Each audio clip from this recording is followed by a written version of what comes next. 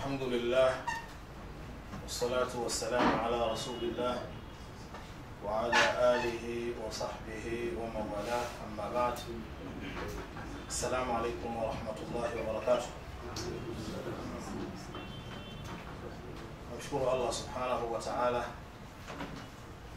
kwa kunipa fursa hii ya kukutana na ndugu zangu katika imani kujadili au kukumbushana mambo muhimu kama ambavyo katibu mkuu ameelezea harakati mbalimbali zilizofanyika mpaka kuwa tumefika hapa. Mada niliyopewa si mada nyepesi, mada nzito, lakini cha kumshukuru Allah subhanahu wa ta'ala naizungumza nikiwa niko mbele ya watu ambao ni wataalamu wa mambo haya.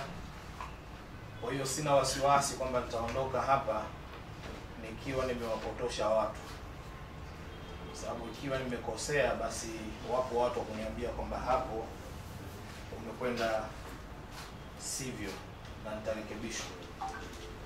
Tofauti kama ningekuwa nazungumza na wenzangu mimi, wengine watu ningesema nikakosea na watu wangekibeba kwamba ndio chenyewe.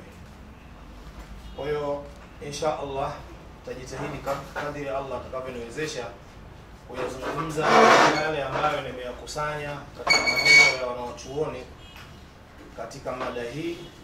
Halafu ndugu zangu, kaka zangu kwa Sheikh Muhammad Isa watarekebisha pale ambapo wanaona kwamba kuna haja ya kurekebishwa. Mada ni tofauti za kimsingi baina ya riba na faida katika sheria ya Kiislamu.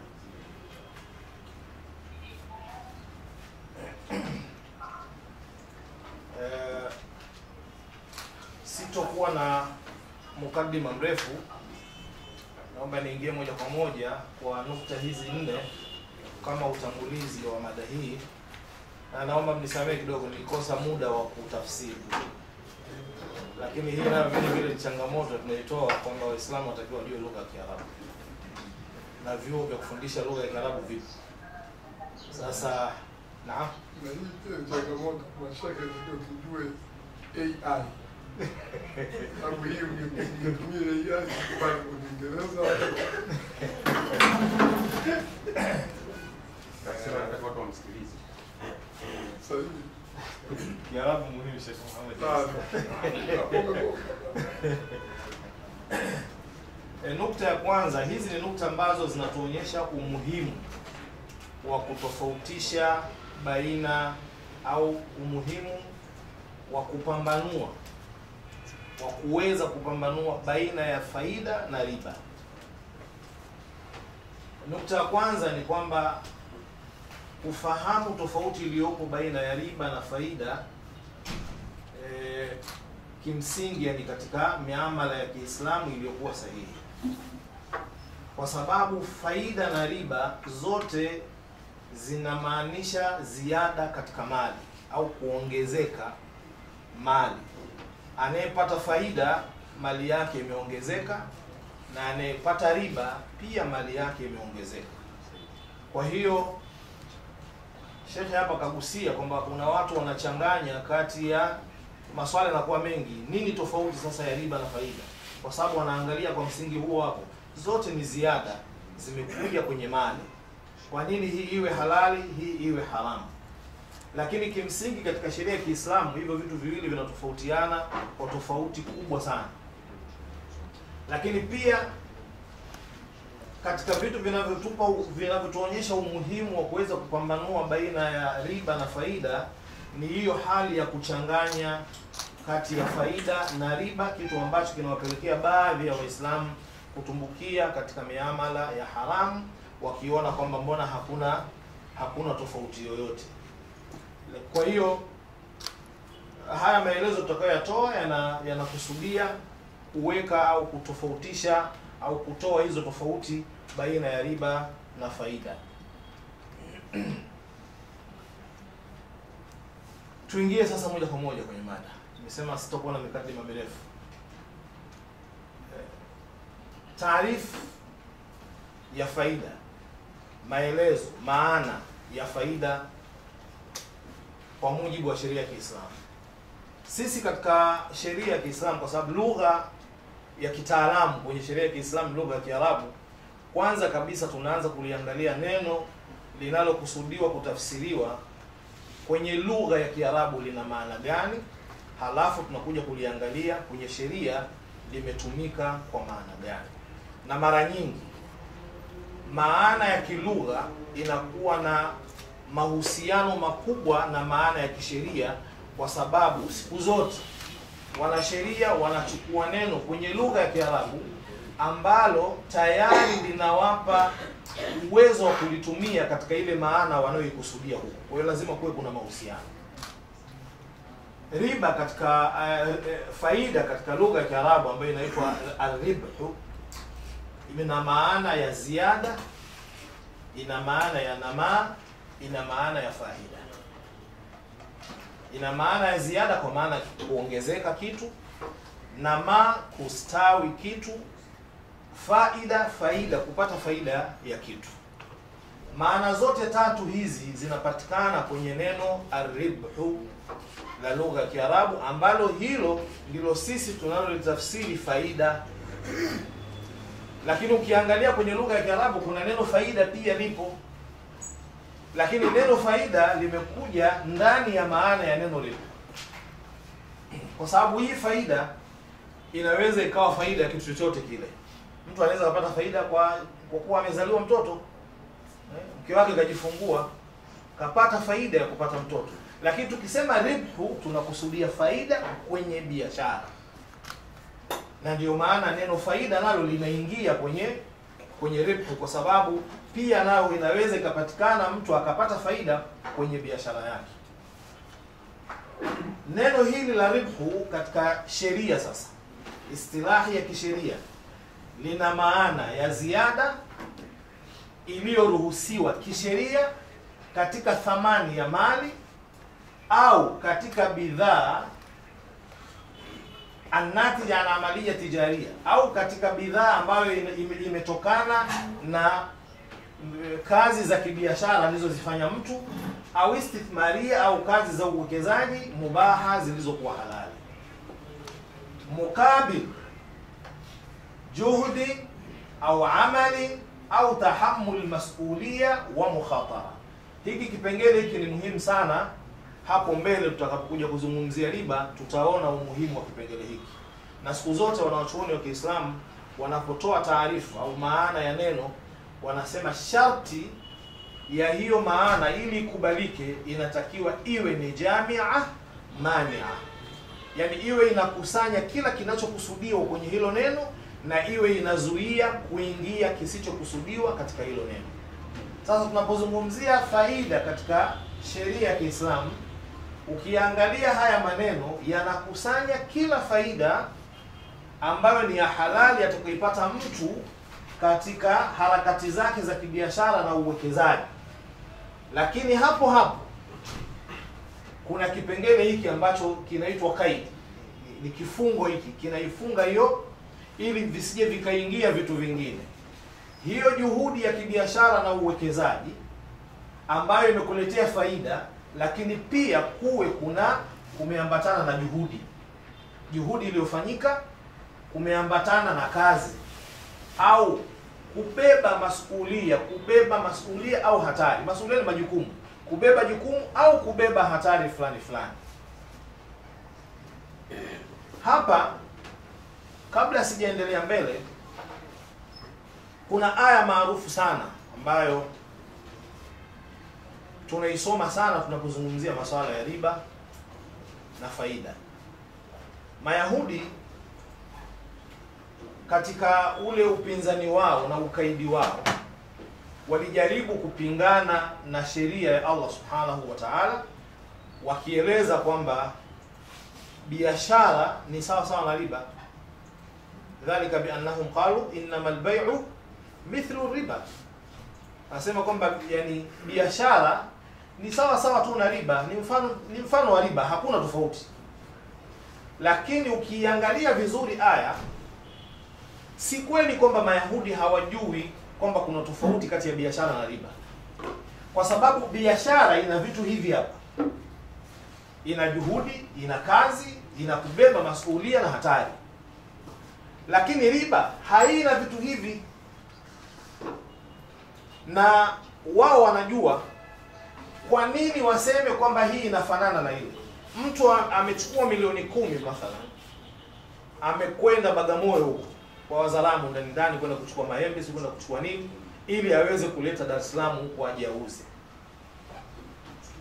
Anakuja na mzigo wake, anaingiza sokoni, anauza milioni 10, inazaa 500,000 au inazaa milioni.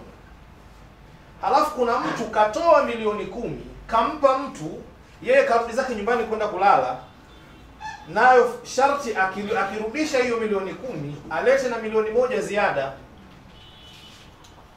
Hapa ndipo Mayahudi walipokuwa wakipalenga, kwamba wao walikuwa wanazungumzia ile ziada, kwamba innamal bai'u mithlu riba. Wao wanakusudia ziada inayopatikana kwenye biashara ni sawa tu na ziada inayopatikana kwenye riba.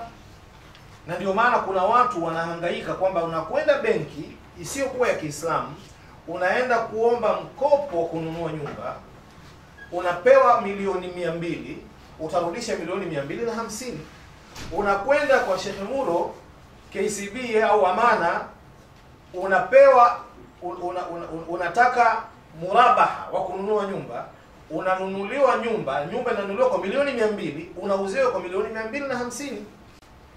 Kule kwenye benki ya riba unalipa milioni 250, huku Amana na KCB unalipa milioni 250. Tofauti iko wapi?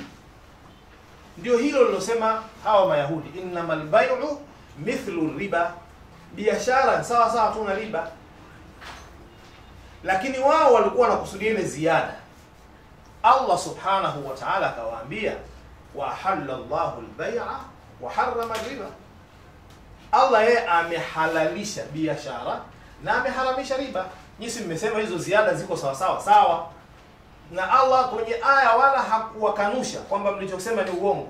Yeye moja kwa moja kaenda kwenye majibu ya moja kwa moja, wa halallahu al-bay'a wa harrama riba. Allah amehalalisha biashara, ameharamisha riba. Hiyo ziada unaosema kwamba inafanana huku, hiyo Allah amehalalisha, na hii huku Allah ameharamisha. Sasa wanawachuoni wa Kiislamu katika tafsiri na mafundisho ya Mtume sallallahu alaihi wasallam wamekuja kuangalia kwa nini ziada inayopatikana kwenye biashara iwe ni halali, ziada inayopatikana kwenye riba iwe ni haramu, kwa sababu ya kipengele hiki. Ziada inayopatikana kwenye biashara lazima inaambatana na juhudi ya mtu atakayoitoa. Asipotoa juhudi, kuna kazi fulani ataifanya. Asipofanya kazi, kuna masuhulia, kuna jukumu atakalolibeba au atabeba hatari. Kwa mfano, mtu anakopesha kwa njia ya anamsaidia mzee kwa njia ya mudharaba, kwa maana anaingia ushirika kwa njia ya mudharaba, anatoa pesa kumpa mtu anaenda kufanya kazi.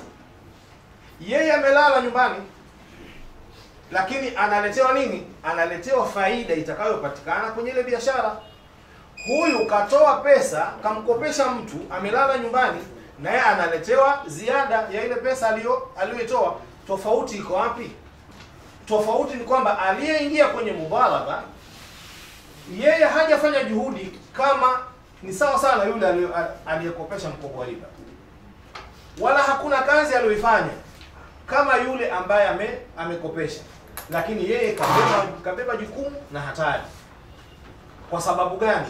Huyo aliyeingia kwenye mudharaba siku zote anamuomba Mwenyezi Mungu wasipate hasara kwenye hiyo biashara. Huyo bwana anayefanya asipate hasara, kwa sababu akipata hasara na yeye amekula hasara.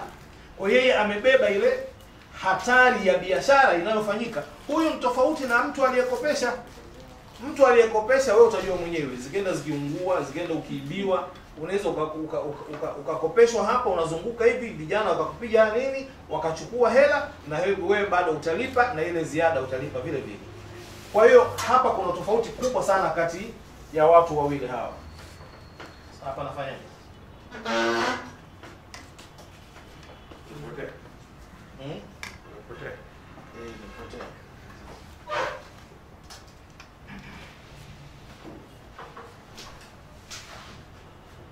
Vipengele muhimu ambavyo vimepatikana kwenye hii maana ya faida. Kwanza kuna swala la ziada iliyokubalika kisheria. Kwa maana hapa tayari tunaanza kuona tofauti kati ya riba na faida. Faida ni ziada iliyokubalika kisheria na inatokana na mkataba halali.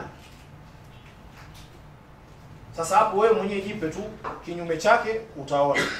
Lakini pia faida imepatikana kwa mukabala wa juhudi na kazi ambayo inaambatana na uzalishaji au kutoa huduma. Mtu anapotoa huduma, anapopata pesa, maana yake ni kwamba amefanya kazi, amefanya juhudi, ndio akapata hiyo faida aliyoipata. Lakini kwenye riba hivyo vitu havipo. Lakini pia kuna swala hilo la kubeba hatari ya pesa, hata kama wewe hauko uwanjani unaifanyia kazi, lakini hatari yake inakuhusu. Kuna watu wengi wameingia kwenye mudharaba na wamepoteza pesa. Yeye hakufanya kazi, lakini amehesabika kwamba pesa yake imepotea kwa sababu aliyekwenda kufanya biashara akapata hasara, na hawezi kubebeshwa mtu aliyekwenda kufanya biashara. Kwa sababu gani? Aliyefanya biashara naye ametumia nguvu, yeye naye kapata hasara ya juhudi aliyoitoa, hakupata kitu, na wewe unapoteza pesa uliotoa pesa, na yeye anapoteza nguvu zake ambazo amezitoa. Japokuwa hili jambo haliko kiholela hivyo. Kwa mujibu wa sheria ni kwamba ili mtu asilipishwe hiyo hasara inayotokea, kuna mambo lazima, kuna masharti lazima yakamilike. Kwanza awe hakufanya makusudi, taaddi wanaita katika lugha ya kisheria. Kufanya taaddi inabeba vitu vingi sana. Unaweza kwamba kuna jambo ulitakiwa ulifanye kama mfanya biashara, halafu hukulifanya kwa makusudi. Hii inaitwa taaddi. Kuna jambo ambalo hukutakiwa kulifanya kama mfanya biashara, wewe ukalifanya tena kwa makusudi. Hii inaitwa taaddi.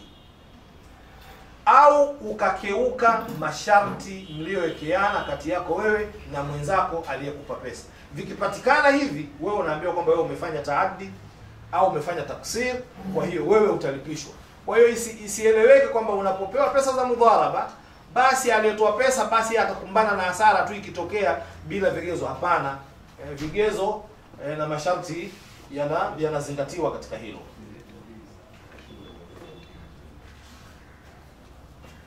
Kuna kipengele cha masadiru ribhi, nafikiri kimeshaingia katika mazungumzo yetu, yani vyanzo vya faida, ambavyo kwa haraka kuna miamala hii ambayo ndio inafanyika katika mabenki yetu na katika taasisi za fedha za Kiislamu, almudharaba. Kuna asharaka ambayo ziko aina tofauti tofauti, kuna murabaha, kuna istisna ni biashara ya kutengeneza vitu. Mtu anakuja, wewe unaingia naye mkataba, utamtengenezea kitu anachokitaka, anakulipa pesa, hiyo ndio inaitwa istisna. Alafu kuna salam. Salam ni biashara ambayo mtu anakuja kukupa pesa, wewe utamletea bidhaa, haijalishi umeitengeneza wewe ama utakwenda kuichukua kwa mtu, ili mradi kwa sifa maalumu mlizokubaliana wewe na yeye. Hizi ni baadhi tu ya miamala ambayo inamfanya Muislamu aweze kupata faida. Lakini pia kuna wakala biajri. Kuna uwakili ambao ni kwa malipo, kama vile udalali. Yaani kwa sababu udalali pia unaingia kwenye uwakala. Watu wengi wanahisi udalali ni jambo la ovyo. Hapana, udalali ni biashara halali kabisa ya Kiislamu kama masharti yake yatafuatwa kama sheria inavyoelekeza. Faida, ili iwe faida na itambulike na ikubalike Kiislamu, kama kule tumesema faida ni ziada mashrua, ni ziada inayokubalika kisheria. Ili hiyo faida iwe imekubalika kisheria, ina masharti yake. Sharti la kwanza ni maridhiano kati ya watu wawili walioingia mkataba wa kibiashara ambao utasababisha kupatikana faida. Hapa huku kuridhiana au ridhaa ya mtu inaweza ikaondokaje? Kwa sababu watu wanapoingia kwenye biashara, kila mmoja, hakuna anayesukumwa. Sasa inakuwaje kwamba watu wameingia kwenye biashara alafu hapakupatikana ridhaa baina yao, lakini imepatikana faida. Inawezekana watu wakaingia kwenye biashara, mmoja ya wafanyabiashara akamtengenezea mazingira mwenzake ya kumdanganya, ya kumfanyia ghish, akamfanyia udanganyifu mpaka yule mwenzake akakubali kuingia katika ule mkataba. Kisheria hapa tunasema huyu bwana aliyedanganywa ameingia kwenye mkataba huu bila ridhaa yake, kwa sababu angekuwa huru bila kudanganywa na mkataba ukawa umeeleweka vile ulivyo, asingekubali kuuingia. Lakini ameuingia kwa sababu gani? Kadanganywa. Kwa sababu kadanganywa, ridhaa yake haikupatikana. Kwa hiyo biashara ya namna hii, ziada itakayopatikana kwenye biashara hii haitakuwa faida halali kwa mujibu wa sheria ya Kiislamu. Lakini pia kunahitajika uwazi katika swala zima la mkataba ili ipatikane faida ambayo ni halali. Katika masharti ya faida ili iwe halali, unatakiwa uwazi katika mkataba. Hiki kipengele mimi siku zote huwa nalalamika, si tu kwa watu tusiojua lugha ya Kiingereza, lakini hata wale wanaojua. Mara nyingi watu hawapati muda wa kusoma mikataba. Fikiria wewe unakwenda benki ya Kiislamu, unakwenda kuingia mkataba wa mudharaba, unaweka pesa zako pale, benki wanaenda kuzitumia katika mudharaba. Lakini mkataba ule wewe ulichokiona umeambiwa tu sehemu saini. Hapa uwazi upo kweli? Sasa moja katika masharti ya faida iwe halali ni mkataba kuwa na uwazi, kwa maana kwamba kila mmoja ajue kila kitu, mimi hapa nimesaini kwa ajili gani. Siku moja hata juzi hapa Sheikh Khalfani katukumbusha, tulikuwa tunazungumza kuhusiana na faida au gawio tunalogawiwa sisi na mitandao ya simu. Na nakumbuka mimi nilizungumza kwa msingi wa ule uelewa wangu ambao nilikuwa naelewa lile jambo, kwamba huyu mtu kafanya biashara, kapata faida, kaamua faida yake igawe kwa wateja wake au agaie. Hii Uislamu hauna ugomvi na hilo, bila kujali kaipataje, kwa sababu yeye kama ameipata kwa haramu, lakini sisi hatukuchangia huo haramu akatupa sisi kwetu haiwezi kuwa haramu. Kumbe ndani ya unapojisajili kwenye redio kuna mkataba ambao unauingia. Mkataba huo nani anaujua? Hakuna uwazi katika. Sasa swala la mikataba hili inabidi viongozi wetu katika mabenki yetu ya Kiislamu walitafutie dawa. Hata kama lugha haitobadilika, lakini angalau mtu, kwa wale wanaojua lugha, wapewe nafasi ya kusoma mkataba, ajue anasaini kitu gani. Wale ambao hawafahamu lugha, angalau wapewe kwa mukhtasar malengo muhimu ya ule mkataba, ili asaini akiwa anajua anasaini kitu gani. Lakini ili faida iwe halali, yamerudia swala la isipatikane ghish na tadlis. Moja katika njia za tadlisi ambazo zipo kwenye biashara zetu sasa hivi ni matangazo yanayosifu bidhaa sifa za uongo. Na haya swala la matangazo sasa hivi wameingia Waislamu na wasio kwa Waislamu. Inasifiwa bidhaa mpaka wewe hata kama ulikuwa uko chumbani bado hujavaa nguo, unavaa nguo haraka ukaitafuta ile duka linalouza hiyo bidhaa. Basi hasa iwe si dawa, si vipodozi hivi nini, vitasifiwa hivyo. Unaona kabisa mtu anapaka hivi kidogo tu tayari tunusi hiyo imeshaondoka. Sasa sifa za namna hii inaitwa tadlis, na inaingia kwenye ghishi vile vile. Sasa Muislamu ajue anapofanya matangazo yake ya biashara anayafanya namna gani, ili tangazo lisiwe sababu ya kuifanya faida yake atakayoipata kuwa haramu. Tangazo, nafikiri lengo lake kuu ni kufikisha taarifa za bidhaa yako kwa watu wengi zaidi, na sio kuwadanganya watu. Sasa ukishawadanganya watu, maana yake tayari ile bidhaa yao unaivuruga, unafanya tadlis, unafanya ghish, faida yako utakayoipata imepoteza sharti katika masharti ya uhalali wa faida.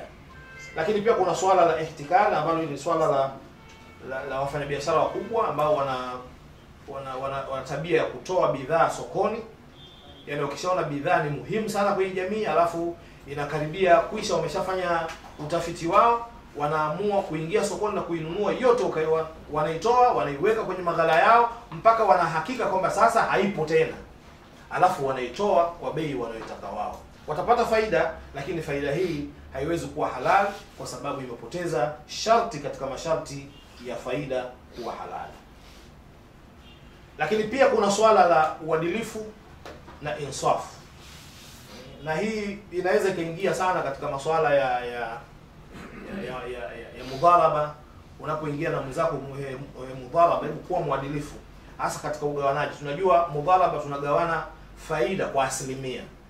Sasa wewe unaitoa mali na yule anayefanya kazi, jaribuni kuliangalia swala ili mkubaliane kwa njia nzuri ya uadilifu.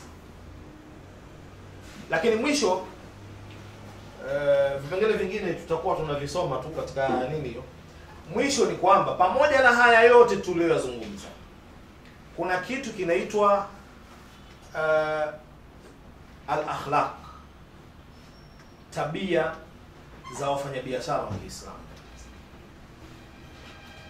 Tabia za mfanyabiashara wa Kiislamu zinamtengeneza kufanya wepesi, kuwafanyia watu wepesi na sio kuwafanyia watu mambo mazito. Hili kwa nini wanachuoni wanalizungumzia?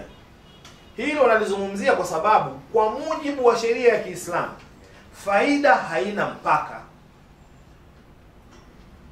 Unaweza ukanunua kitu milioni 1 ukauza milioni 100, hakuna shida, maadamu hakuna udanganyifu, hakuna ghishi, hakuna dhulma, hakuna nini. Ni makubaliano, ameangalia bidhaa, umemtajia bei, hukumdanganya, amekubali, ametoa milioni 100 wakati wewe umenunua milioni 1, haina shida, ni faida.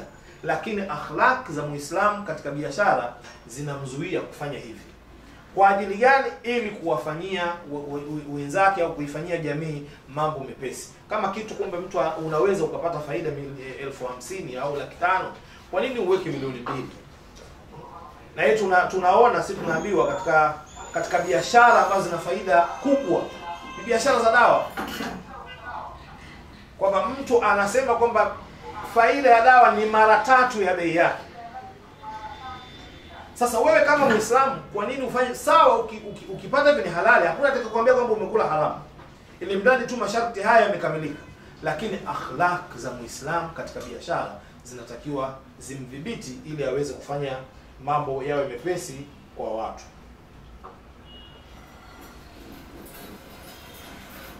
Na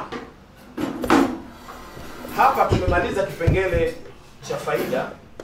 Kipengele cha faida ni kifupi, ni kueleza tu hayo masharti yake na namna. Sasa tunaingia kwenye kipengele cha riba ambacho ndio kipengele kizito na ndio kigumu. Naomba tuvumiliane kwenye kipengele hiki. Riba tumeona kule kwenye faida kwamba ni ziada, ustawi na faida katika lugha. Katika sheria ni ziada iliyokubalika kisheria ambayo ina vigezo vyake vile tulivyovieleza. Sasa riba ni nini? Riba katika lugha ya Kiarabu ina maana ya ziada. Kwa utakuta faida au ribhi ni ziada, riba nayo pia ni ziada. Ndio hapa mushkili wa Mayahudi ulipokuja. Na hapa pia kuna tatizo moja kubwa sana ambalo tunalo wakati mwingine Waislamu. Hili swala tulisema bala faida. Watu wanachukua maana ya riba ya kilugha, wanaijumuisha kwamba ndiyo maana ya riba kwa ujumla wake. Ziada yoyote Muislamu anaita riba. Ndio kaambiwa kwamba biashara faida isizidi mtaji. Kwa nini faida isizidi mtaji? Kwa sababu ikizidi mtaji kutakuwa kuna ziada. Kwa hiyo ni riba, na ziada ndio riba au riba ndio ziada. Sasa hii ndio hiyo kuchanganya mafahimu, kuchanganya ufahamu wa hivi vitu. Na hili neno riba kwa maana ya ziada hata ndani ya Qur'ani limetumika kwa maana yake ya kilugha. pale Allah subhanahu wa ta'ala aliposema yamhaqullahu riba wa yurbi sadaqat, kaitaja kwenye aya ambayo inazungumzia riba, na hapo ametaja maana ya riba kwa maana ya faida, si kwa maana ya riba kisheria. Allah anasema yamhaqullahu riba, Allah anafuta baraka katika mali ya riba. Halafu hapo anasema wa yurbi as-sadaqat, na Allah anaiongeza sadaka, kwamba neno yurbi limetokana na riba, limetumika hapa katika ziada. Allah anaongeza kwenye sadaka. Unapotoa sadaka, Allah anaongeza, yani Allah anakupa riba ya sadaka, ndio kwa maana ya haraka ya Kiswahili.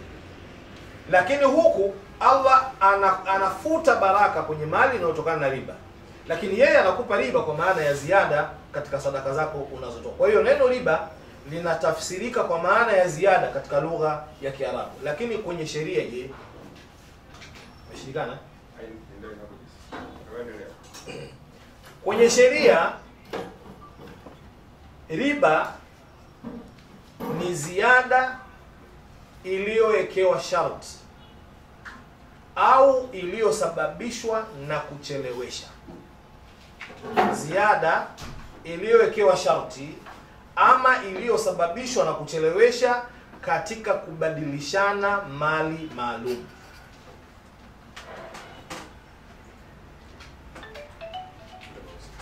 Naam. Nataka hii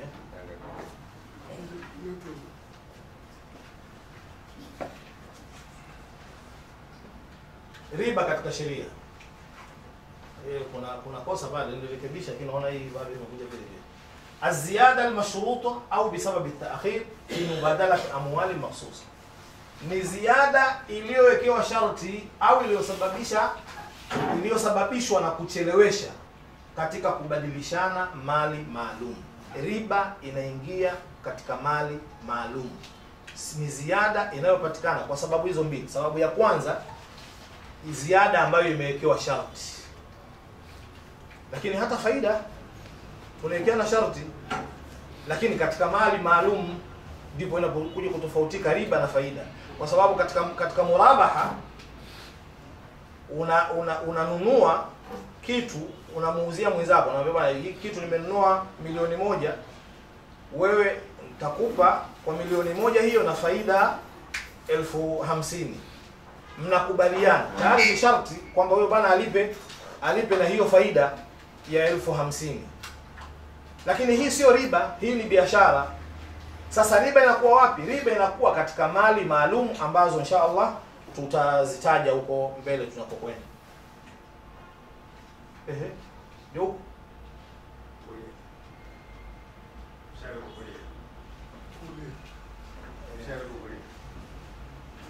Haimekwenda lakini. Kwa mshale mmebonyeza wa chini. Anasir asasiya fi taarifi riba, vipengele muhimu katika hii maana au katika hii taarifu ya riba. Kwanza kuna neno ziada mashruta. Hilo neno naomba liangaliwe vizuri, tutaliona huko mbele tunakokwenda. Yatimu litifaka alaiha musbakan ka sharti lil'am, hiyo ziada watu wanakubaliana mapema kabisa kama sharti la msingi kwenye mkataba wao wanaoingia huo wa kukopeshana, au kama ni wa kuuziana pia, kwa sababu pia inaingia riba kwenye baadhi ya biashara. Ziada mukabil al-ajal, riba kumetajwa ajal, umetajwa muda, taakhir ni ziada inayopatikana kwa ajili ya kupewa muda katika riba ya madeni.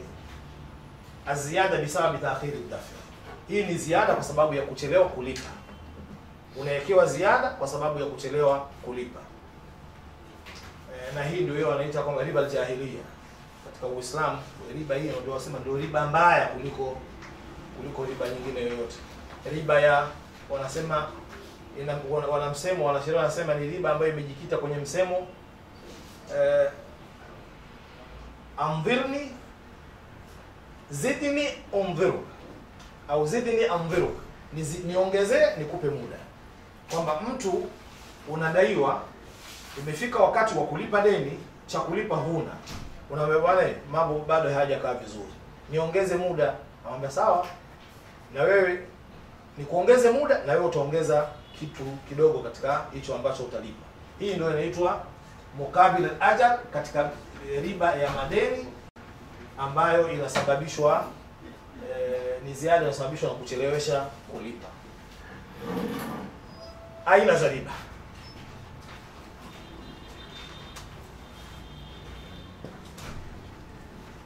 Riba ni aina mbili.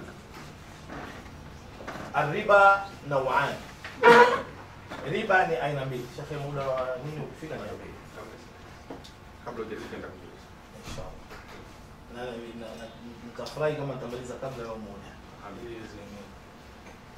Aina ya kwanza Una nusu saa. nusu saa tu? Na Kuanzia sasa. Tegemea kwa saa 5:30. Aina ya kwanza ya riba. Jamani, hapo kwenye aina za riba tuwe makini kidogo. Aina ya kwanza ya riba inaitwa riba duyun. Riba ya madeni. Riba ya madeni wanasema arriba wa huwa riba alladhi yakunu fi uqud almudayanat kalqurud walbuyu' alajila.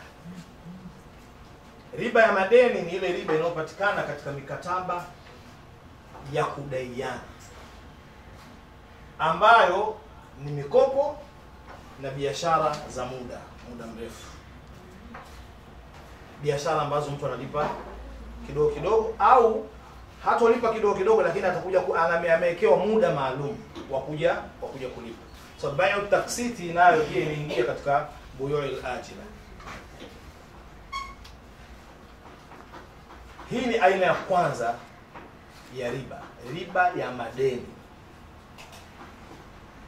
Kwenye mikopo inakuja picha zote mbili tulizozitaja kule nyuma. Inawezekana mmekopeshana bila sharti la mtu kulipa riba. Sasa mtu amekopeshwa na kukopesha bana 500 hizi, utarudishia 500 itakapofika mwezi wa 6 tarehe 30. Imefika tarehe 30, huyu bwana mambo hayajakaa vizuri. Kama basi takupa mpaka mwezi wa 7 tarehe 30 utanipa 500 na 50,000. Sawa? Hii aina ya kwanza. Lakini pia inaweza kupatikana kwa sharti tokea mwanzo. Kwa mimi nakukopesha 500, utanilipa 500 na 50,000 muda huo tuliokubaliana. Sasa inawezekana ikawa watu wamekubaliana tokea mwanzo, au hawakukubaliana, imekuja kutokea baada ya kushindwa kulipa. Na kwenye buyu'il ajila hivyo hivyo. Kwa nini hii biashara afu imeunganishwa na riba? Kwa sababu hii inaitwa riba duyun, riba ya madeni.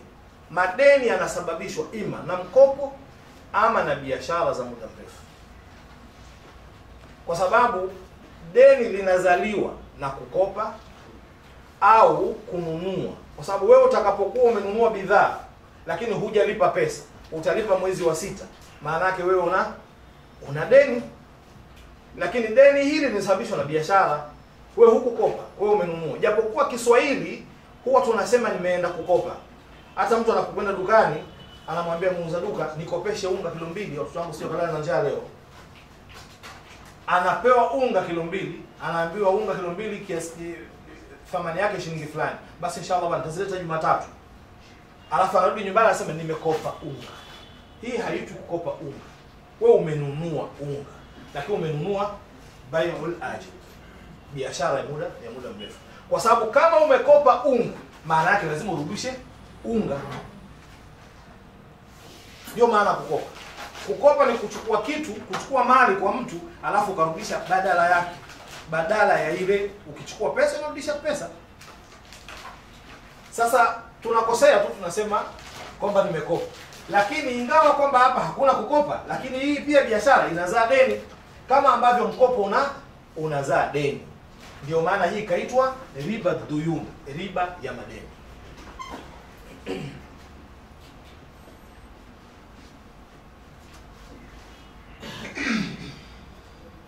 Na nayo imegawanwa. Anasema huwa ala nawai. Hiyo riba ya madeni inayo iko kwenye makundi mawili. Kundi la kwanza, aziada fi daini inda hululihi, ni ziada inayowekwa kwenye deni pale muda wa kulipa unapofika. Ziada inayowekwa kwenye deni pale muda unapofika wa kulipa. Watusamma hadhihi sura zidni anziruka, ile tuliyozungumza. Na hii uharamu wake ni hiyo aya ya ayuha alladhina amanu la taakulu riba adhafa mudhafa. Hii ndio inaitwa riba aljahiliya, riba ya ukafirini huko wakati huo kabla ya Mtume sallallahu alaihi wasallam kuja kupambana na hiyo. Ndio wanasema hii ndio riba mbaya kuliko riba nyingine. Hapo kuna maneno ya mmoja katika wanachuoni wakubwa, anasema riba aljahiliya an yabi'a ar-rajulu al-bay'a ila ajalin musamma fa idha halla al-ajal wa lam yakun 'inda sahibihi qada zada wa akhara anhu. Riba ya ujahilia ya ukafirini huko ni mtu kufanya biashara na mwenzake kwa muda maalum. Muda ukifika wa kulipa na akawa hana cha kulipa, anamuongezea na anampa tena muda wa kulipa. Yuzidini amdhiruka. Aina ya pili ya riba duyun ni aziada almashruta fi asli alqard, ni ziada iliyokubaliwana mwanzo kabisa wa ule mkataba wa mkopo. Wayusamma hadha an-naw'u riba al-qurud. Aina hii inaitwa riba al-qurud. Kwa hiyo riba duyun, kuna kipengele kimoja katika riba duyun inaitwa riba al-qurud kwa sababu chanzo chake ni mkopo. Ile ambayo chanzo chake ni bai wal ajira, sijaona jina maalum zaidi ya hiyo tu. Riba duyun inaingia katika neno hilo hilo. لأن محل زيادة في عقد القرض أي أن الزيادة مشروطة في ابتداء عقد القرض وليس عند السداد. Hii ziada imewekewa sharti kwa mwanzo kabisa wa mkataba. Bana, mimi nakupa 500,000, utaniletea 500,000 na 50,000. Tokea mwanzo wa mkataba mmekubaliana hivi. Dalili ndiyo hapo aya inarudi, ya alladhina amanu ittaqullaha wa dharu ma baqiya min ar-riba in kuntum mu'minin, mpaka wa in tubtum falakum ru'usu amwalikum la tadhlimuna wala tuzlamun. Aya hii imekuja kuwaongoza Waislamu kwamba wale ambao walikuwa wamekopesha na riba, lakini kabla aya hazijashuka za kukataza, ziliposhuka wakaambiwa sasa mnastahili kupata pesa zenu tu, ile rasmali ile, ule msingi mliowapa wenzenu, zile ziada mlizowekea mziache. Kama mkitubia basi mnastahili hizo ruusu amwalikum la tadhlimun, msidhulumu wala tudhlamun, wala msidhulumiwe. Hii inaonyesha, aya inaonyesha moja kwa moja katika riba kuna dhulma. Yaani ndani ya riba yenyewe kuna dhulma. Ndio maana Allah amesema la tadhlimun wala tudhlamun. Mkichukua nyinyi kwa riba, maana yake mmedhulumu. Na nyinyi mkirudishiwa pesa zenu nusu, maana yake nyinyi mmedhulumiwa. Kwa hiyo la tadhlimun wala tudhlamun. Mchukue mali yenu ile ile mliowapa wenzenu basi. Na wanachuoni wa Kiislamu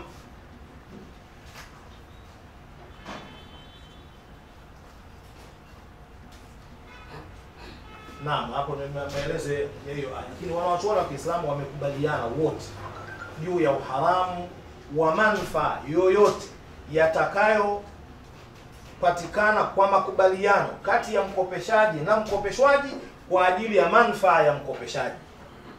Hapa kuna vitu vingi sana ambavyo tunatakiwa tuviangalie, ndugu zangu, hasa kwa upande wa mashehe. Tuna maswali tunaulizwa sana.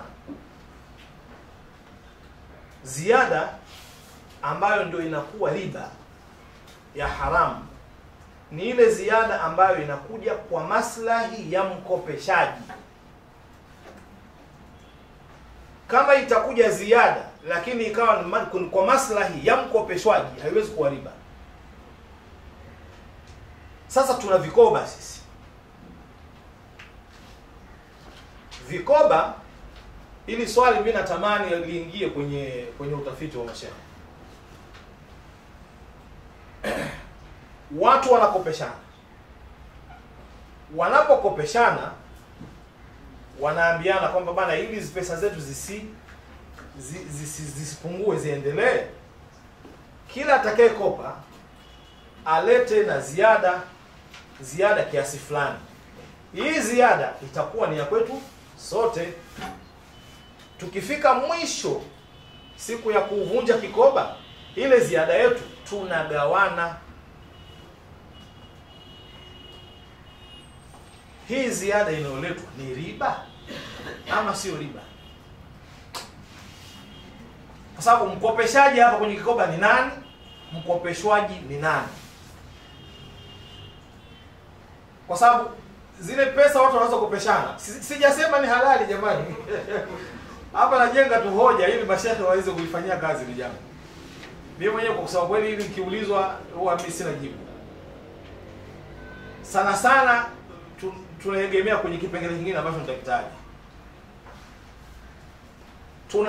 Sisi sote ni wakopeshaji na sote ni wakopeshwaji ndani ya kikoba, na hii ziada tunayoileta inatunufaisha sote. Hii ni riba, kwa sababu riba, ili iwe riba, iwe haramu, iwe ni kwa maslahi ya mkopeshaji. Ndiyo maana wanawachuoni wamekubaliana manufaa yoyote yatakayojengeka ima kwa sharti au kwa mazingira juu ya mkopo wa mtu aliyokopeshwa, manufaa hayo yakaenda kwa mkopeshaji, hiyo ni riba, hata kama ni lift ya gari. Yaani una kawaida, hamna kawaida ya wewe na mtu aliyekukopesha kupeana lift. Pengine mnakaa jirani, kila mmoja asubuhi akiamka kivyake anaondoka. Wewe pengine wewe unakwenda kukopa, pengine ndio una gari, yeye alikukopesha hana gari, na siku zote ukiamka unawasha gari yako unaondoka. Siku umekwama, ukiona bwana shekhe, nimekuja bwana na mambo yangu yamekwama, mimi naomba kopesha 500,000. Anakukopesha 500,000. Sawa? Lakini mazingira sasa, haja sio sharti. Bwana sisi tunasaidiana bwana. Sisi majirani bwana. Tunasaidiana, sasa yeye tunasaidiana sote. Sasa wewe akili huyu ataka lift. Kwa asubuhi ukiamka unakupiga honi kwa jirani yako. Bibi, twende bwana. Haya ni manufaa unayatoa kwa aliyekukopesha. Hakuna sharti la moja kwa moja kile kumejengwa mazingira. Hii ni riba. Hiyo lift unayotoa ni riba. Ndio maana wanasema hata kalenda tunazopewa na Amana Bank na KCB, kama kuna masharti hayataangaliwa, nazo pia zitakuwa ni riba.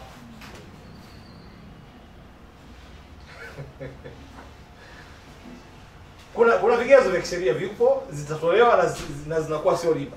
Lakini zikitolewa tu kiolela hivi, zinaweza nazo zikawa riba, kwa sababu sisi wengi akaunti zetu kwenye benki hizi ni akaunti kwamba sisi tumeikopesha benki.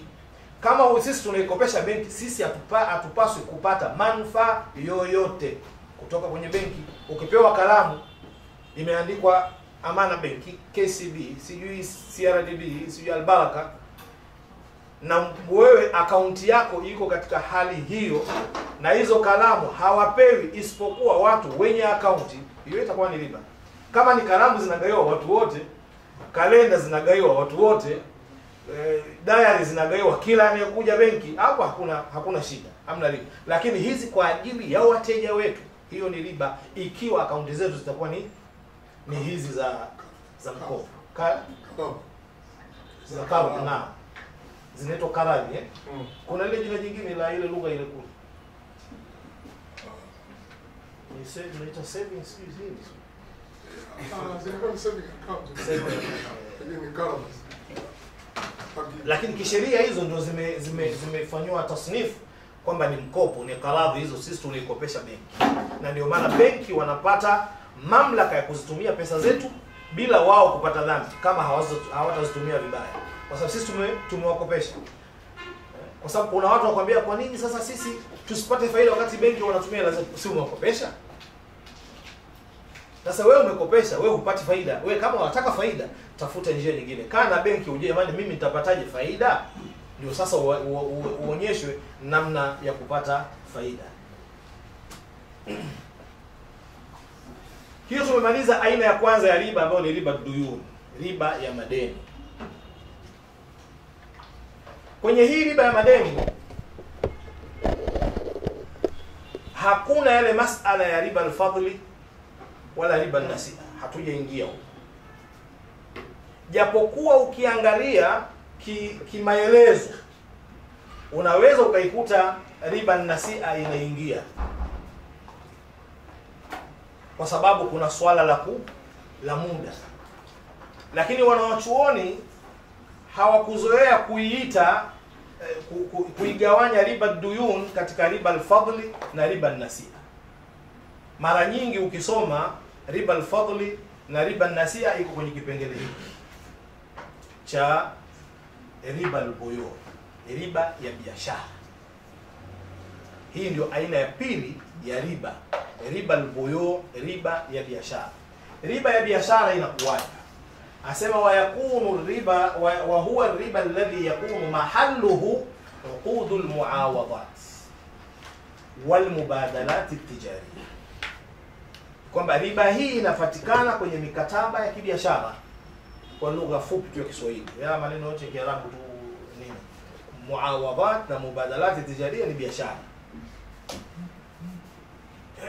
Nayo wa huwa qisman, hii nayo pia riba al-buyu iko mafungu mawili. Hapa ndio sasa tutakuja kupata al-qismu al-awwal, riba al-fadl. Kuna riba ya nyongeza, wa huwa bay'u al-mali ribawi bijinsihi mutafadila, ni kuuza mali ya riba. Naomba hili neno mali ya riba likae vizuri, kwa jinsi yake, kwa jinsia yake, mutafadila, vikiwa vimezidiana. Sisi katika mali, kuna mali katika Uislamu zinaitwa al-amwalu ribawiyya, yani mali ambazo zinaingiliwa na riba kwenye biashara. Na Mtume sallallahu alaihi wasallam ametaja misingi ya hizo mali, akataja 6, ambazo hizi 6 wanaochuona wamezigawanya mafungu mawili. Haya mafungu mawili sasa ndio tunayafananisha na mali nyingine tulizonazo ambazo hazikutajwa pale. Tunaona hii inaingia wapi, hii inaingia wapi, hii haiingii wapi.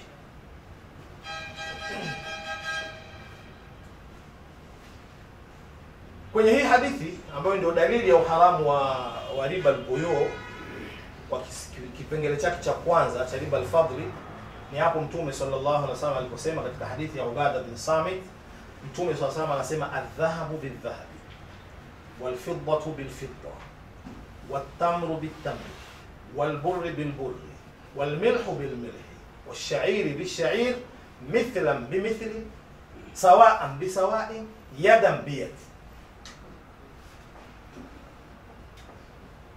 Mtume ametaja hizo vipengele 6, hizo ni mali 6 ambazo hizi ndio wanaochuona nazita ndio misingi ya mali za riba katika Uislamu.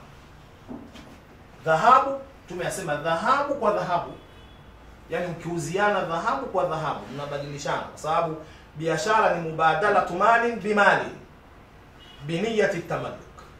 Biashara mnabadilishana mali kwa mali, huyu anatoa mali hii na anatoa mali hii, na kila mmoja ana nia ya kumiliki kile anachokichukua kwa mwenzake, ndio biashara. Sasa Mtume anasema adhahabu bidhahab, kubadilishana dhahabu kwa dhahabu, fedha kwa fedha, tende kwa tende, burri kwa burri, hizi zingine zitaje kama zilivyo, sababu Kiswahili chake nyingine sizijui, chumvi kwa chumvi, shairi kwa shairi, mithlan bimithli, inatakiwa mfano kwa mfano.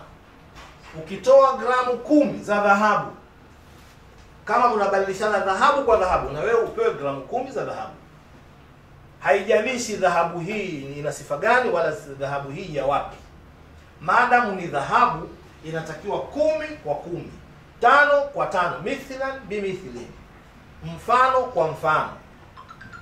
Sio kwamba mnakupa dhahabu ya siku nyingi ambayo likaa nao siku nyingi iko nyumbani, au mwanamke kwa mfano ana mapambo yake ashavaa sana, kwa hiyo anataka kwenda kubadilisha, anatoa zile zinapimwa ni gramu 10, anapewa gramu 5 mpya atengenezewe. Hapana, 10 kwa 10, 5 kwa 5, na kwenye fedha na kwenye tamri, kwenye tende, kwenye kila kitu hivyo. Mtume anasema mithlan bimithli sawa'an bisawa'in yadan biyad, mkono kwa mkono.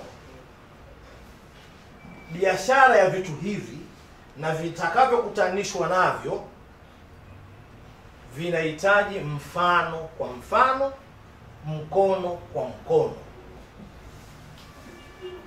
Sasa kuna mchanganuo ambao utakuja huko mbele ambao umejengwa na maneno haya Mtume sallallahu alaihi wasallam.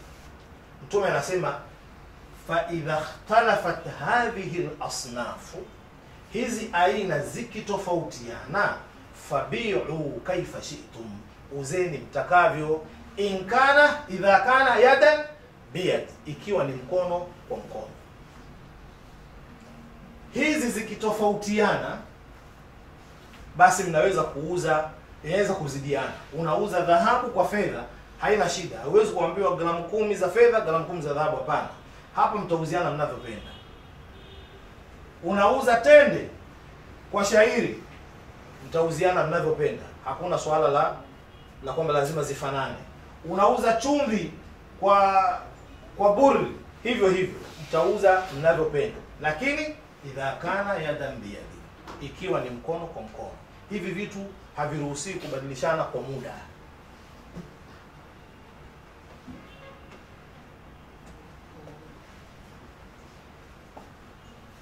Hapa kwenye hiki kipengele tutaona huko mbele mchanganuo uliowekwa wanachuoni ni kwamba hizi mali alizozitaja Mtume sallallahu alaihi wasallam, wanachuoni zigawanywa mafungu mawili. Yaani wameziangalia katika ile ijtihadi yao ya kutafuta illatul hukmi, kwamba hivi vitu vimeingia kwenye riba kwa sababu gani? Kwa nini Mtume hivi vitu kavitaja ni kwamba ni mali za riba? Kile kiini kilichosababisha hizi kuwa ni mali za riba ni kitu gani? Ili wafanyeje? Ili waweze kufananisha na nyingine ambazo hazikutajwa hapa. Mtume hawezi kutaja mali zote zilizoko duniani. Mtume anaweka msingi. Sasa wakazigawanya mafungu mawili. Wakachukua dhahabu na fedha, wakaiweka ni fungu moja peke yake. Wakachukua na hivi vyakula hivi, wakaviweka nalo ni fungu moja peke yake. Kwa hiyo hapa tuna makundi mawili ya hizi mali za riba. Kundi la kwanza, ila yake ni thamani. Kwa maana dhahabu na fedha ndio vitu vinavyotumika kutilia thamani vitu vingine tokea enzi hizo. Kwa hiyo hii ndio ila yake, kwamba hii ni athamania, wanasema al-illa athamania. Ila ya dhahabu na fedha kuwa ni mali za riba, kwamba ndio vitu vinavyotumika kuingiza thamani vitu vingine. Ukitaka kujua nyumba yako ina thamani gani, tukiacha sasa hivi ulimwengu wetu sasa hivi, huko nyuma, hii ni sawa na gramu ngapi za dhahabu? Mbona nyumba yangu hiyo ni kilo 20 za dhahabu au ni kilo 200 za fedha. Umeijua thamani ya nyumba yako kupitia dhahabu na fedha. Sasa hivi vitu gani vinavyotumika kutilia thamani vitu vyetu? Pesa hizi tunazimiliki, kila nchi ina hela yake. Kwa hiyo pesa zote zilizoko duniani zimeunganishwa na dhahabu na fedha. Nazo ni mali za riba, zimekaa kwenye kundi moja huko. Sasa hili kundi la dhahabu na fedha na shilingi ya Tanzania, shilingi ya Kenya, dola ya Marekani na nyinginezo, tunasema hizi ni kundi moja ambalo lina ila hii moja ambayo ila yake ni athamania. Kwamba hapa hivi ni vitu vya kutulia thamani vitu vingine. Lakini hizi ni aina, sio jinsia moja. Tukisema jinsia, kuna sijui Kiswahili tunasemaje. Neno jinsia kama limekaa sasa kuna jinsia, kuna aina. Kwenye lugha ya Kiarabu ni vitu viwili tofauti. Jinsi. Sasa dhahabu ni jinsi. Lakini ndani ya dhahabu kuna aina. Kama kuna dhahabu ina sijui namba 24, kuna namba 25, kuna dhahabu ya Kiela, kuna dhahabu ya Buhongwa, si kuna dhahabu ya wapi, hizo ni aina. Lakini zinakusanywa na neno moja, zote ni dhahabu. Fedha nayo ni jinsi. Ndani yake kuna aina nyingi. Shilingi ya Tanzania ni jinsi, ndani yake kuna aina nyingi. Kuna pesa za karatasi, kuna nyingine za madini. Hiki kitu cha msingi sana huko mbele tunakokwenda. Haya, hapo tumemaliza. Tuna kundi hili la vitu ambavyo illa yake, illa jamani, hii neno illa ni athamania. Tunakuja kwenye tamri na vinginevyo. Huku kuna ikhtilafu ya wanachuoni, lakini sisi tutachukua kauli ambayo wanachuoni wengi wameichukua. Kuna wengine wanasema illa ya huku kwenye hivi vyakula ni al-kail wal wazn, kwamba ni vitu vinavyopimwa kwa mizani na kilo. Mizani tofauti na kilo kwenye lugha ya kisheria. Vitu vinavyopimwa kwa makopo, sio ratili, sio nini, hii ndio kilo. Lakini zinavyopimwa kwa mizani hizi zetu za mawe hizi na nini, hiyo ndio mizani. Lakini hii kidogo ni ngumu hata maelezo yake. Hata utekelezaji wake unakuwa ni mgumu kidogo. Lakini wanawachuoni wengi wanasema illa ya huku ni al-qut wal-iddikhar. Kwamba hii ila ya vitu hivi Mtume kuvitaja kwamba vinaingia katika mali za riba, kwamba hivi ni vyakula vinavyotegemewa na wanadamu na pia vinawekeka akiba. Kwa hiyo wanaochuona wanasema chakula chochote ambacho kinategemewa na wanadamu katika milo yao ya kila siku katika eneo husika, na chakula chenyewe kikawa kinaweza kuwekeka akiba, hicho nacho kinaingia katika jumla ya hivi alivyovitaja hapa Mtume sallallahu alaihi wasallam. Kwa hiyo inakuwa illa ya hapa ni al-iqtiyad wal-iddikhar, kwamba hiki ni chakula na kinawekeka akiba. Kwa hiyo ukiangalia mchele nao unaingia, chakula cha msingi kwetu, na mchele kwenyewe binafsi yake unaweza ukakaa muda mrefu. Sio vile vya kuwekwa kwa madawa. Kuna vitu mtu sasa hivi matikiti pia anaweza kawekwa kama miaka miwili. Ya siku unachukua tikiti unakula. Bado tikiti halitakuwa tikiti, machungwa, si maembe, si nini, zote haziingii kwenye mali za riba. Kwa sababu gani? Ni vyakula. Ukisema vyakula, kwa sababu kwenye hata huku kuna matunda katika huku ulikotajwa, kuna tende huku. Lakini tende zinawekeka akiba. Lakini maembe utaweka akiba, utaweka maembe yanakaa siku ngapi? Kwa hiyo hayo yote yanatoka katika mali za riba. Kwa hiyo inabaki kwamba vyakula vyote ambavyo vinawekeka akiba na ni vyakula vya msingi vya wanadamu, hivyo navyo vinakuwa ni katika mali za riba. Sasa tuendeni kwenye Megombe. Shirupande.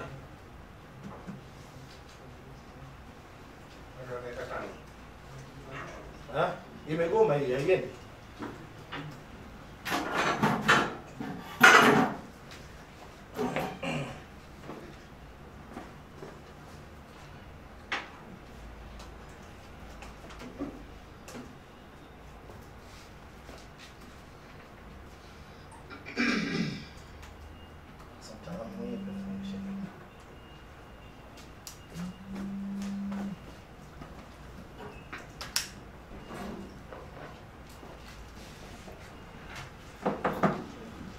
Naam. Al-qismu thani, aina ya pili ya riba al-buyu. Tumesema aina ya kwanza ya riba al-buyu ni riba al-fadli, riba ya ziada. Kwa maelezo yale tuliyotoa, kwa maana kwamba huwezi kubadilishana mchele kwa ziada. Huwezi kubadilishana maharage kwa ziada. Hata kama hayo maharage ni aina tofauti. Kuna maharage mengine mekundu, kuna maharage ya soya, kuna maharage yote ni maharage. Ukitoa kilo ya maharage unapewa kilo ya maharage. Ikiongezeka hata punje ngapi, hiyo imekuwa ni riba. Kwa sababu gani? Kwa sababu umeuza mali ya riba kwa jinsia yake, au kwa jinsi yake. Kwa sababu ni maharage kwa maharage.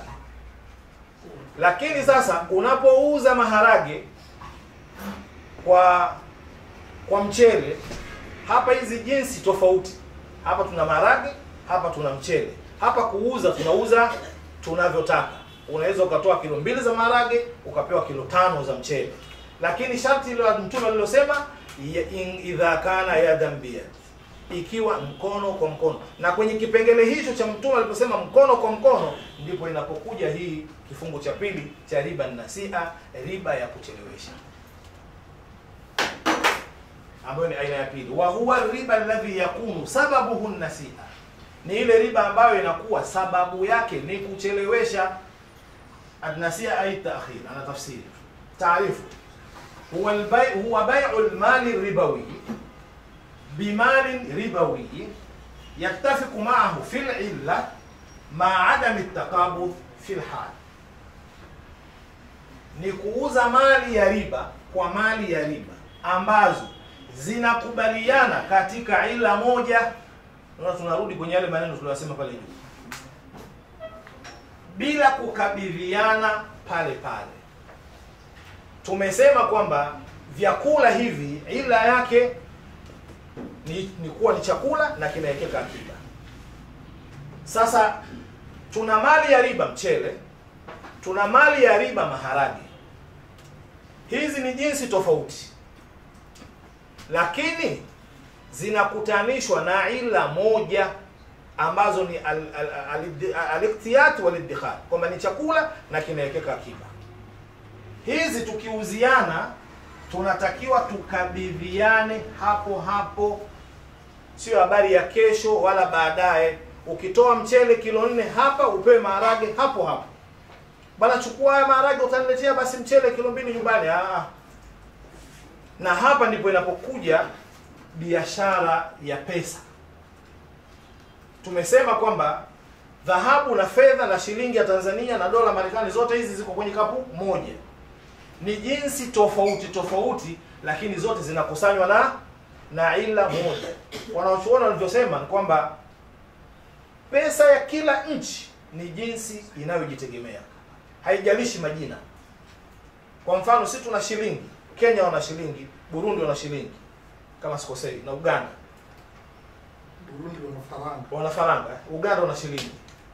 Lakini sasa shilingi ya Kenya sio shilingi ya Tanzania. Sija mtu akasema mbona tunabadilishana shilingi kwa ziada. Hii shilingi ya Kenya, hii ni jinsi tofauti. Shilingi ya Tanzania ni jinsi tofauti. Lakini hizi zote zinakusanywa na ila moja, athamania.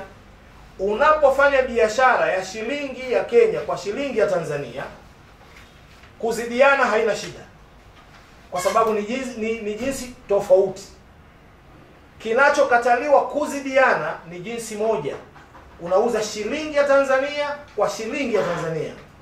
Kama wale vijana anatoa shilingi 1000, maboda wale makonda anatoa 1000, anapewa 900 za change. Ile ni riba, kwa sababu kuna ziada. Umeuza mali ya riba ambayo ni jinsi moja kwa kuzidiana. Lakini kama jinsi ni tofauti, haina shida kuzidiana. Na kuna watu walikuwa wana shida na hii, mnabadilishaje hii biashara ya kubadilisha pesa hii haikukaa vizuri, ndani yake kuna riba. Kwa ile tafsiri ya riba kwamba ni ziada yoyote. Ukiuziana shilingi ya Tanzania kwa shilingi ya Kenya, shilingi ya Tanzania kwa dola, haina shida kuzidiana. Ndio maana tunatoa, ukitoa dola 100 ya Marekani unapewa 200,000 na ushei za Tanzania. Kwa sababu gani? Hizi jinsi ni tofauti, lakini hizi zote ziko kwenye kapu moja la ila yao ni athamania. Hairuhusiwi kuuziana kwa muda. Yaani ile biashara bai'ul ajil, kwamba utoe dola zako, bwana dola zangu 10,000 hizo, basi utamtuma mtoto aniletee nyumbani hiyo shilingi. Hiyo hairuhusiwi.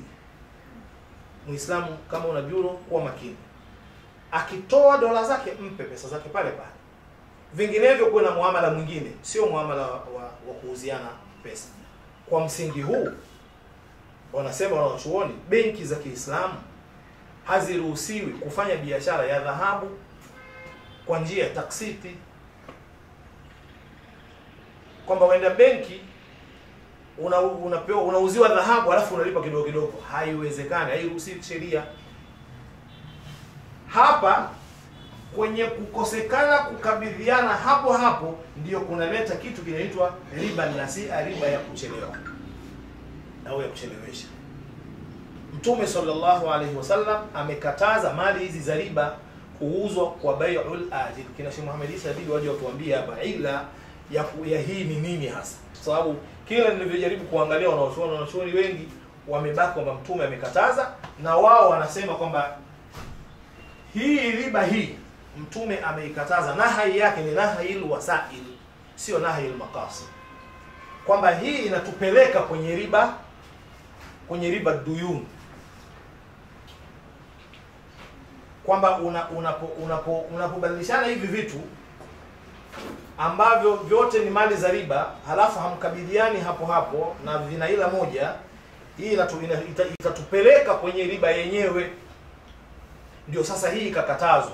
Hii kukatazwa kwake ni sawa na kukatazwa mwanamke na mwanamume kukaa faragha. Tunaelewana?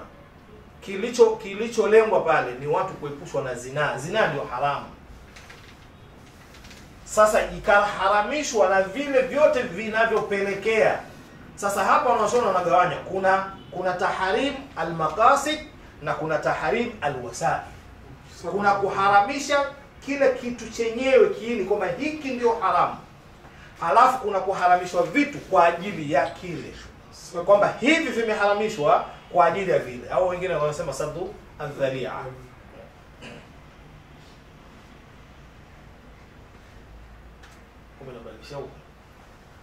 Hapo kuna maelezo ya hiyo taarifu, lakini mambo ni yale ambayo tumeyazungumza. Sasa hapa wanajaribu tu kuweka sawa kwamba unapouza au mnapobadilishana mali za riba kwa jinsi moja, unatakiwa masharti mawili. Sharti la kwanza, vilingane usawa, vilingane uinzani au uzito, alafu mkabidhiane hapo hapo. Masharti mawili, kwanza vilingane, pili mkabidhiane hapo hapo. Mnapouziana mali za riba ambazo zinatofautiana jinsi lakini ziko ndani ya ila moja, mnaruhusiwa kuuziana kwa kuzidiana, lakini mkabidhiane hapo hapo. Kule masharti mawili, huku sharti moja.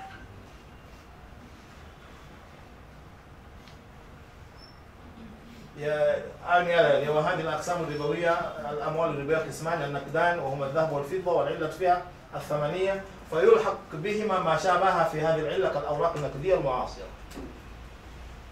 الثانية الأطعمة الأربعة وهي البر والتمر والملح والشعير، والأقرب أن العلة، وأنا أتى يسمى والأقرب، ومعنى kwamba anajua kwamba kuna ikhtilafu, asema والأقرب أن العلة فيها الاقتيات والادخار.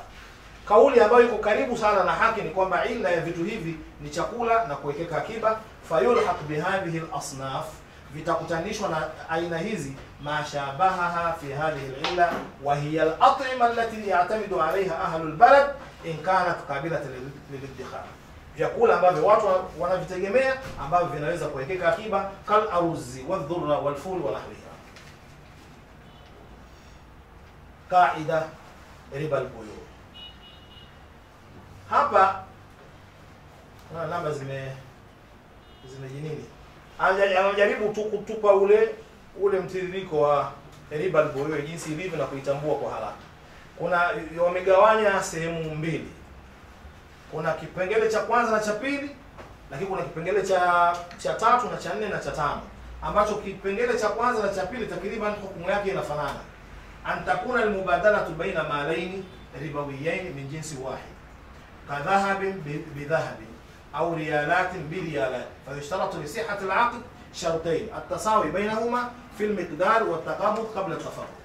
Hicho kipengele cha kwanza. Kama mnauziana vitu vinavyofanana kwenye jinsi moja na ila moja, vinatakiwa masharti mawili: kufanana na kukabiliana hapo hapo. Sharti moja, sharti ya kwanza ikikosekana, zisipofanana, unaingia riba al-fadl. Sasa kuna moja itakuwa imezidi. Sharti ya pili ikikosekana, kwa maana zimefanana lakini mmepeana kwa muda, itaingia riba nasia kwa sababu hamkukabiliana hapo hapo. Namba 2, antakuna almubadala baina malaini ribawiyin mukhtalifain aljins, mali mbili ambazo zinatofautiana jinsi, ni jinsi tofauti lakini zote za riba, pesa na maharage kwa mfano, au kama tulivyosema maharage na mchele. lakini zimeungana ila. Ila ni moja, lakini mukhtalifu al-jins. Sio hela, ni maharage kwa mchele au shilingi ya Tanzania kwa dola na nyinginezo.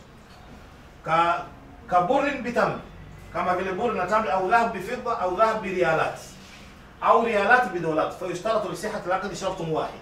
Hapa sharti itakiwa moja, wa huwa at-taqabud qabla at-tafarruq wa la yushtaratu at-tasawi. Hapa hakuna sharti la kufanana, lakini hapa kuna sharti la kukabiliana hapo kwa hapo. Namba 3, an takuna al-mubadala baina malaini ribawiyan mukhtalifa al-jins wal illa katamrin bidhahab. Hapa mnabadilishana mali mbili zote za riba, lakini zimetofautiana jinsi na zimetofautiana illa. Nimesema maneno illa na jinsi tuyaangalie vizuri. Mali mbili zote ni za riba katika zile zilizotajwa, ima katika thamani au katika vyakula. Zote ni za riba, lakini zimetofautiana jinsi na zimetofautiana illa. Ndio hapo kwamba tuna gari na riali, au tuna nyumba na dola.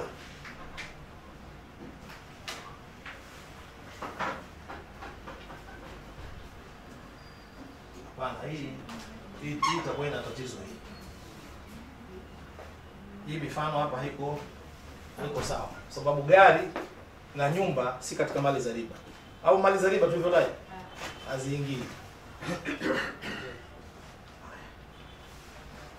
Yaani bwana kaja na habari nzuri kweli. Naomba basi Sheikh anasema tupumzike, naomba tukirudi tutaanzia hii namba 3, tutarekebisha hii mifano, alafu inshallah tutakwenda tunatuko mwisho tukatumalizie. Tuifahamu riba ilivyo kama ilivyoelezwa na wanaochuo. Naam, asalamu alaykum wa rahmatullahi ta'ala. Naona darasa ilikuwa ina riba al-fadl na riba an-nasi'a. Tunasema namba 1 ni mali mbili zote za riba kutoka kwenye jinsi moja. Hapo kutahitajika masharti mawili: kufanana na kukabiliana hapo kwa hapo. Tunauziana shilingi kwa shilingi, dola kwa dola, mchele kwa mchele, maharage kwa maharage. Masharti mawili: zifanane na kukabiliana hapo hapo. Namba 2 ni mali mbili za riba lakini zinatofautiana jinsi, lakini zinakubaliana kwenye hilo. Ni pesa zote, lakini kuna pesa ya Tanzania, kuna pesa ya Marekani, kuna pesa ya Kenya. Hizi kuna sharti moja. Sharti linalotakiwa hapa ni kukabidhiana hapo kwa hapo, lakini kuzidiana haina shida. Kama vile kuuziana mchele na maharage na vitu kama hivyo. Namba 3 ni mali mbili za riba zinazokhtalifiana jinsi na ila. Zote ni za riba, lakini jinsi ni tofauti na ila pia ni tofauti. Kama vile tende na dhahabu. Tende na dhahabu zote mali za riba, lakini tende ni jinsi, dhahabu ni jinsi. Na kila jinsi hapa ina ila yake. Dhahabu iko kwenye thamani, tende iko kwenye chakula. Kwa hiyo hiyo namba 3. Tunakwenda namba 3, ambayo namba 5 hukumu yake ni moja. Namba 4 kuna mali mbili za riba. Kuna mali moja ya riba na mali moja ambayo sio ya riba, kama vile gari na riali, nyumba na dola. Nyumba ni mali sio ya riba, tunabadilishana kwa shilingi ya Tanzania ambayo ni mali ya riba, lakini nyumba sio ya riba. Tuna gari, sio mali ya riba. Tuna dola za Marekani, ni riba. Hapo hakuna sharti lolote. Nafikiri pamoja na kipengele cha 5, mali mbili ambazo zote sio za riba, hakuna shilingi, hakuna nini, zote sio mali za riba. Kama vile mtu kubadilishana gari kwa simu, saa kwa kalamu na vitu kama hivi. Hizi namba 4, namba 3, namba 4, namba 5 hukumu yake ni moja. Hapa hakuna riba, tunauza tu vyovyote, tukizidiana kwa muda haina shida. Kwa sababu katibu amesema hii kitu itatafsiriwa na inshallah itafika kwenu, mtaviona hivyo vipengele. Hizo ni aya ambazo zina akumbe hamzioni. Hapa kuna aya ambazo zinaonyesha uharamu wa riba. Aya pamoja na hadithi tazisoma inshallah. Alafu kuna hikma ya uharamu wa riba. Nafikiri hii mwajiri Muhammad, japokuwa hapa kwenye mtaona kuna nukta ambazo nimezitaja, mtaziona kwenye nini. Kuna madhara ya kiuchumi, kuna madhara ya kijamii, lakini pia alafu kuna mukarana. Tumetengeneza ule mukarana baina ya riba na faida. Riba ina kitu gani, faida ina kitu gani, ili kuona ile tofauti. Lakini hii pia Sheikh Muhammad inshallah ataligusa. Alafu kuna vitu ambavyo ni mbadala wa riba. Uislamu huwa haukatazi jambo ila umeweka mbadala wake.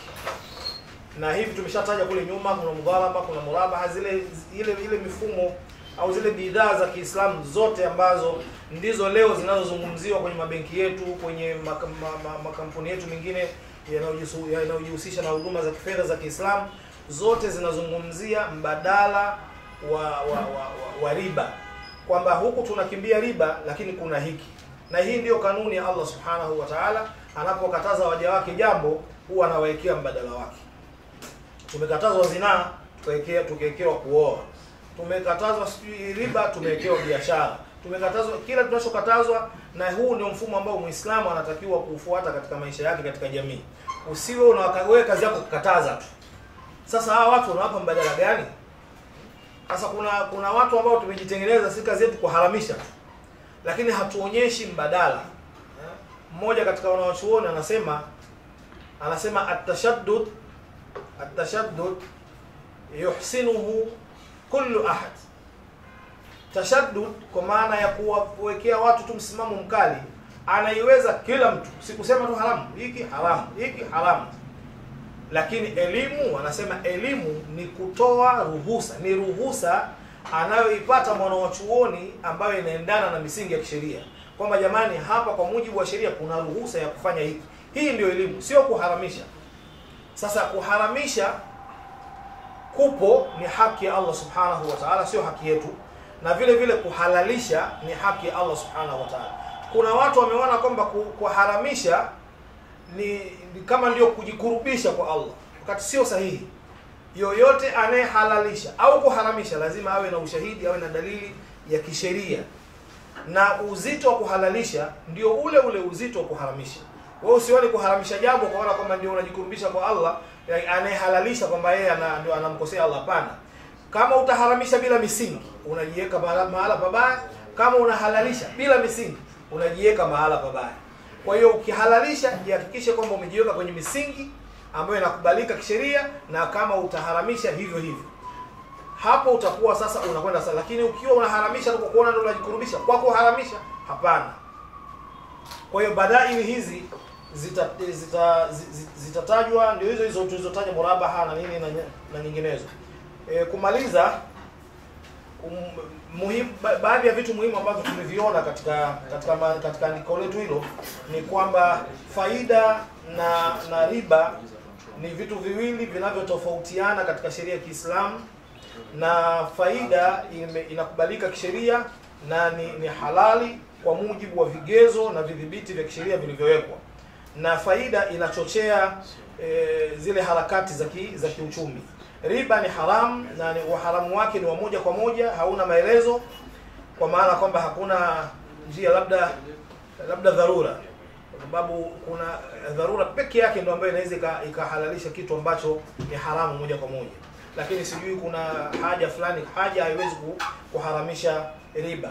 Na riba ina athari mbaya katika jamii, lakini pia ni wajibu kwa Waislamu kujiepusha na miamala ya riba na kuangaika kutafuta mbadala wa miamala hiyo. Kitu cha mwisho cha kumalizia ni mawazo au maoni. Kuna haja ya taasisi zetu za Kiislamu kujaribu kueneza wai, yani ule ufahamu wa hizi hukumu za miamala ya Kiislamu. Na alhamdulillah juhudi zinafanyika mbalimbali, lakini hizo juhudi zinatakiwa ziongezeke, hasa kwa watu ambao ndio kimbilio la Waislamu. Tuna kundi sisi la maimamu, tuna kundi la walimu wa madrasa, na mashehe wa mitaa, mashehe wa kata, mashehe wa wilaya. Hawa watu ndio wanaoendewa na watu. Kwa hiyo vyombo kama Sifika na taasisi nyingine zifanye makusudi kuhakikisha kwamba wanawafanya mashehe wale wazitwalii hizi elimu za muamala ili waweze kujiweka vizuri kukabiliana na maswali. Kuna kitu kimoja ambacho kilikuwa kinafanyika benki ya Amana. Sijui sasa hivi kama kwa nini wamekiacha, kwa sababu sijaona kualikwa muda mrefu. Walikuwa nafikiri kila mwaka wanaalika maimamu, mashehe wengi, tulikuwa tunakwenda pale Amana. Wanakuja wafanyakazi wa Amana, wanatueleza miamala inavyofanyika na nini. Mashehe wanauliza maswali, wakati mwingine na ile kamati pia rakaba inakuwepo pale, tunauliza maswali yetu. Vitu kama hivi vinaongeza ule ufahamu kwa mashehe katika vile vitu ambavyo vimejificha. Kwa sababu jamani, tunaposoma kwenye fiqh ni tofauti na vile ambavyo inafanyika, kwa sababu hii miamala inafanyika kisasa. Sasa ule usasa tuuone, tuujue, ili tuna sisi tupate nafasi ya kuupima kwa ile fiqh tuliyokuwa nayo. Kwa hili jambo ninatamani mabenki yetu wangeweza kulirudisha, wawe na siku japo moja kwa mwaka tuwe tunaitwa, tunakaa, tunabadilishana mawazo katika masuala haya. Lakini pia kama alivyosema shekhe pale, swala la utafiti, tuhimize utafiti kwa wasomi wetu juu ya mambo haya ya miamala. La kumalizia, mashehe pamoja na wataalamu wa uchumi wa Kiislamu wasikimbiane, wakae pamoja, tusionane maadui, bali sisi tuonane ni watu tunaosaidiana. Na tukikaa ili tusiwe maadui, haina maana kwamba hatutobishana, lazima tutabishana, na ubishano unaweza ukawa mkali sana. Sasa hili lisionekane kwamba litakuwa ni jambo baya, hapana. Tukisema hili silo, wewe jitetee kwamba hili ndilo kwa hoja moja, itafikia tu sehemu tutakutana tu katikati.